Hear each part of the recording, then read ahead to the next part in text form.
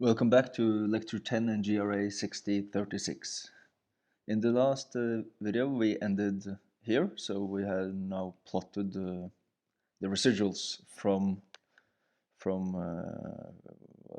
the residuals from a model that we had fit to simulated data. So what we ended up looking at was this plot, which is sort of a is showing you perfect residuals in a sense. This is what it's supposed to look like when the model you fit to the data is correct. So not exactly this on the y-axis and so on all the time, but the same pattern. So the two important points are mean 0 throughout and the same variance no matter where you find yourself on the x-axis. So now let us compare this plot with the residual plots that we got above from actually fitting a model to some real data. So we fitted this model to the beauty dataset, and we got the residuals, and we made a plot of the residuals. That's what you're looking at right here. So we can take this this residual plot and copy paste it down here to get it in the same plot. We also want to overlay a line at 0 in that plot and get them in the same figure. So we do 1, 2, and we run it. So now we can have a look at it, and you sort of see that so to the left we have real data with a fitted model. So these are the residuals of the real data, and these are residuals to the right, residuals of simulated data. So first, there are some things not necessary. It's not first the things that are not important. There are more observations in this area of the x-axis, so you have more dots here. That's that these dots are not spread out along the x-axis is not that important. What we will be looking at is the mean of the residuals and the variance of the residuals. So maybe the most important flaw with these residuals is that it seems like there are more negative residuals when you get further out here. So it seems like our regression line is overshooting the observations. Okay, so they're not because here we want the residuals to be evenly spread out around the line, while here they don't really seem to be. They're if you particularly when you move along this x-axis, you see that there are more dots under the red line than above the red line. So that might be an indication that the model we fit to this the subset of the beauty dataset for the good-looking people is not a very good fit. So let's fit a model that includes a quadratic term. So that's our fit 2. Will then be we can copy the code. We can copy some of the code. So here we fit this model. We go down here. So fit 2 takes xper plus xper squared. So to square something inside the lm function, you need this I around it. If not, it will not take it into account. And so we fit this model. We can have a look at the fit. So we see that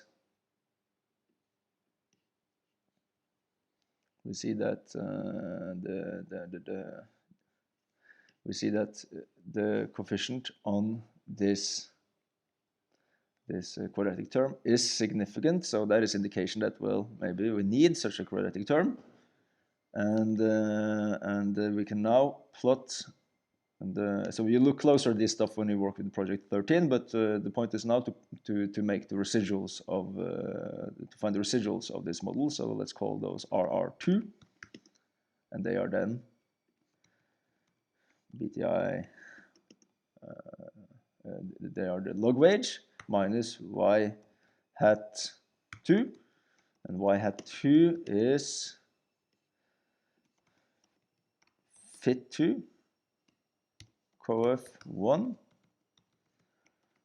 plus fit2 times expr plus the third coefficient times expr squared. So here you do not need any I around this this thing to square it. That's only something that happens inside the lm function. Okay, so I think we're good, and we run this, and now we have the residuals. So now we can, for this more this model that includes a quadratic term, so now we can plot the residuals.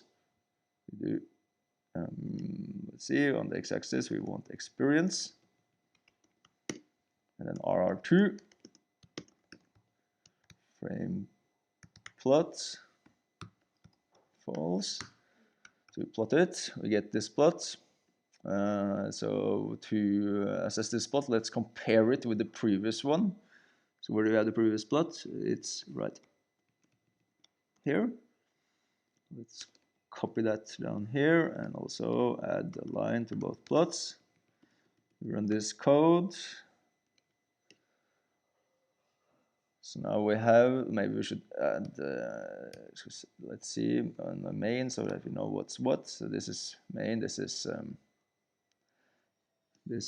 our simple model, let's call it, or model 1. Model 1.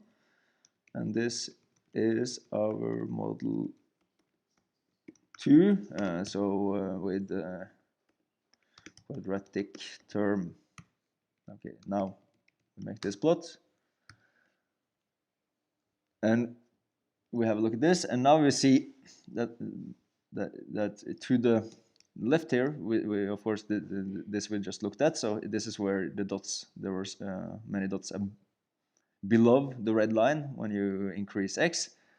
Well, here we see that the dots are, well, first of all, they look to be mean 0 in a sense. Of course, you have this strange thing going on here, but more importantly, you see that when you move further out here, the dots seem to be about more evenly spread around this red line than in this figure. So here you have, from looking at the residuals, you can see from this residual plot sort of that this model with a quadratic term is a better model for these data than this model. Okay, which we sort of could guess from looking at the summary of the fit, where we saw that, well, this the estimated coefficient on the quadratic term is significant. But here is sort of a more visual way to see the same thing. Okay, so in the next and the last video, I'll do some more simulations.